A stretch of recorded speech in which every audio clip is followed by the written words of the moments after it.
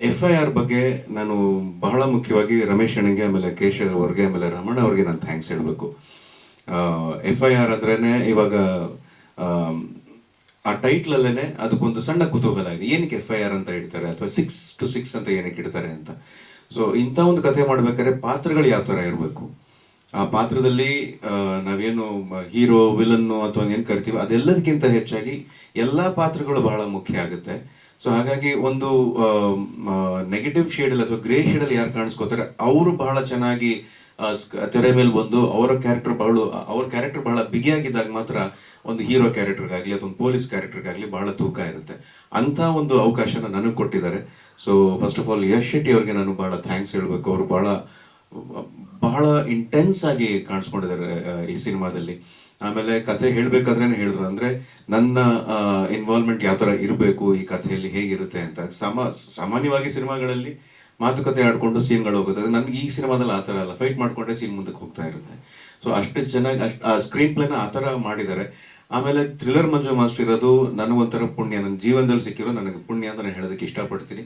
ಯಾಕಂದರೆ ನಮ್ಮನ್ನು ಬಹಳ ಚಿಕ್ಕ ವಯಸ್ಸಿಂದ ಬೆಳ್ಕೊಂಡು ಬಂದಿರೋದನ್ನ ನೋಡಿರುವಂಥ ನಮ್ಮ ಗುರುಗಳು ಥ್ರಿಲ್ಲರ್ ಮಂಜು ಮಾಸ್ಟರ್ ಯಾವ್ದಾರ ಸಿನಿಮಾದಲ್ಲಿ ಇದ್ದಾರೆ ಅಂತ ಹೇಳಿದ್ರೆ ನಮಗೆ ಅದು ಫೈಟ್ ಸೀನ್ ಥರ ಮಾಡಲ್ಲ. ಮಾಸ್ಟರ್ ಯಾವುದೋ ಒಂದು ಸಾಂಗ್ ಸೀನ್ ಥರ ಮಾಡ್ತಾ ಇರ್ತಾರೆ, ಆರಾಮಾಗಿ ತಮಾಷೆ ಮಾಡಿಕೊಂಡು.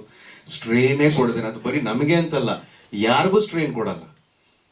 ಹೊಸಬ್ರಿಗೆ ಯಾರು ಫೈಟ್ ಮಾಡಕ್ಕೆ ಬಂದಿರ್ತಾರೆ ಅವ್ರಿಗೂ ಕೂಡ ಒಂದು ರೀತಿ ಅದನ್ನು ಹೂವನ್ನ ಮ್ಯಾನೇಜ್ ಮಾಡ್ತಾರೆ. ಸೊ ನಾನು ಅವ್ರಿಗೆ ಸದಾಕಾಲ ಚಿರಋಣಿ ಥ್ರಿಲ್ಲರ್ ಮಂಜು ಮಾಸ್ಟರ್ಗೆ. ಆ್ಯಂಡ್ ಅಫ್ಕೋರ್ಸ್ ನಮ್ಮ ಬಾಂಡ್ ಇದ್ದಾರೆ, ನಾವು ಬಹಳ ಪ್ರೀತಿಯಿಂದ ಬಾಂಡ್ ಕರೀತಾ ಇರ್ತೀವಿ. ಅದು ಇನ್ನೂ ನೆನಪಿದೆ, ಹಾರ್ಟ್ ಬೀಟ್ಸಲ್ಲಿ ನಾವು ಕೆಲಸ ಮಾಡಿದ್ದು, ಅವ್ರ ಜೊತೆ ಕೆಲಸ ಮಾಡಿದ್ರ ಅನುಭವ ನನಗೀಗಲೂ ಅಷ್ಟೇ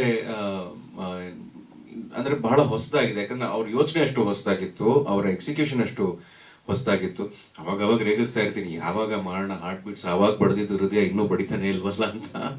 ಬಟ್ ಅಫ್ಕೋರ್ಸ್ ಮಾತುಕತೆ ಇರುತ್ತೆ, ಪ್ರಯತ್ನಗಳಿರುತ್ತೆ, ಮುಂದೆ ಕೆಲಸ ಮಾಡ್ತೀನಿ. ನೀವು ಕೂಡ ಆಗಲಿ ಅಂತ ಹೇಳ್ಬಿಟ್ಟಿದ್ದೀರಾ.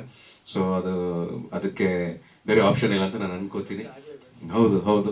ಆಮೇಲೆ ನಮ್ಮ ಸಿನಿಮಾಟೋಗ್ರಫರ್ ಸರ್ ಯಾವುದೇ ಸೀನಲ್ಲೂ ಕೂಡ ಎಷ್ಟು ಅಂದರೆ ಅವ್ರು ಹೇಳಿದ ನಿಜ, ಒಂದು ಟೀಮಾಗಿ ಕೆಲಸ ಮಾಡಿದೆ ಅಂದರೆ cinematographer, music director, Nagendra sir editor, ಎಲ್ಲರ ಒಂದು ದೃಷ್ಟಿಕೋನನೂ ಒಂದೇ ಥರ ಆಗಿದಾಗ ಸಿನಿಮಾ ಆಗೋದು ಬಹಳ ಅನುಕೂಲ ಆಗುತ್ತೆ. ಆ್ಯಂಡ್ ರಮೇಶ್ ಅಣ್ಣನ ಅಂಥವ್ರಿಗೆ ಸಿನಿಮಾದವರ ಇನ್ವಾಲ್ವ್ಮೆಂಟ್ ಬಹಳ ಮುಖ್ಯ.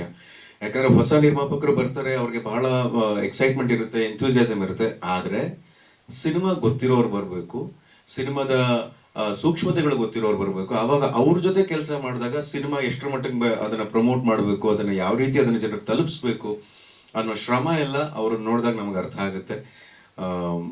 ತುಂಬ ಎಲ್ರಿಗೂ ಬಹಳ ಪ್ರಾಮಾಣಿಕವಾಗಿ ಕೆಲಸ ಮಾಡಿ. ಆಮೇಲೆ ಇವಾಗ ಪರಿಸ್ಥಿತಿ ಹೇಗಾಗ್ಬಿಟ್ಟಿದೆ ಅಂತ ಹೇಳಿದ್ರೆ, ದಯವಿಟ್ಟು ಥಿಯೇಟ್ರಿಗೆ ಬಂದು ಸಿನಿಮಾ ನೋಡಿ ಅನ್ನೋ ಥರ ಆಗ್ಬಿಟ್ಟಿದೆ. ಸಿನಿಮಾ ಮಾಡೋದೇ ಥಿಯೇಟ್ರಿಗೆ, ಸಿನಿಮಾ ಅಂತ ಮಾಡೋದು, ಒಂದು ಕನ್ನಡ ಸಿನಿಮಾ, ಒಂದು ಕಮರ್ಷಿಯಲ್ ಸಿನಿಮಾ ಏನಕ್ಕೆ ಮಾಡ್ತೀವಿ, ಥಿಯೇಟ್ರಿಗೆ ಅಂತ ಮಾಡ್ತೀವಿ. ಆದರೆ ಪರಿಸ್ಥಿತಿಗಳು ಆ ಥರ ಆಗಿರೋದ್ರಿಂದ ಕೇಳ್ಕೊಳ್ಳೋ ಪರಿಸ್ಥಿತಿ ಬಂದಿದೆ. ಆದರೆ ನನಗೆ ಕೇಳ್ಕೊಳ್ಳೋದಂದ್ರೆ ನನಗೊಂದು ಸ್ವಲ್ಪ ಹಿಂಸೆ ಆಗುತ್ತೆ. ಯಾಕಂದರೆ ಎಲ್ಲರೂ ಬಹಳ ಪ್ರಾಮಾಣಿಕವಾಗಿ ಬಹಳ ಇಷ್ಟಪಟ್ಟು ಕೆಲಸ ಮಾಡಿರ್ತೀವಿ. ಅದು ನಮ್ಮ ಸಿನಿಮಾ ಅಂತಲ್ಲ, ಪ್ರತಿಯೊಬ್ಬರು ಕೂಡ. ಹಾಗಾಗಿ ಸಿನಿಮಾ ರಿಲೀಸ್ ಆಗ್ತಾ ಇದೆ, ನೋಡಿ ಆಶೀರ್ವಾದ ಮಾಡಿ ಅಂತ ಕೇಳ್ಕೊಳ್ಳೋದು ಮಾತ್ರ ನಾನು ಇಷ್ಟಪಡ್ತೀನಿ. ಯಾಕಂದರೆ ಜನರಿಗೆ ಆ ಅಭಿರುಚಿ ಬೆಳಿಬೇಕು ಅಂದರೆ ಥಿಯೇಟ್ರಿಗೆ ಹೋಗಿ ನಾನು ಈ ಸಿನಿಮಾ ನೋಡಬೇಕು, ಥಿಯೇಟ್ರಿಗೆ ಹೋಗಿ ನಾನು ಇದರ ಅನುಭವ ಪಡಿಬೇಕು ಅಂತ. ಹಾಗಾಗಿ ಇದುವರೆಗೂ ನಮ್ಮನ್ನು ಪ್ರೋತ್ಸಾಹಿಸ್ಕೊಂಡೇ ಬಂದಿದ್ರಿ, ಇದುವರೆಗೂ ನಮಗೆ ಮಾರ್ಗದರ್ಶನ ಮಾಡ್ಕೊಂಡೇ ಬಂದಿದ್ರಿ. ಇನ್ನು ಮುಂದೆ ಕೂಡ ಇದೇ ಮಾರ್ಗದರ್ಶನ ಇರಲಿ ಅಂತ ಕೇಳಿಕೊಂಡು ನಿಮ್ಮೆಲ್ಲರ ಆಶೀರ್ವಾದವನ್ನು ನಾನು ಬೇಡಿಕೊಂಡು ನನ್ನ ಮಾತನ್ನು ಮುಗಿಸ್ತೀನಿ. ಜೈ ಹಿಂದ್.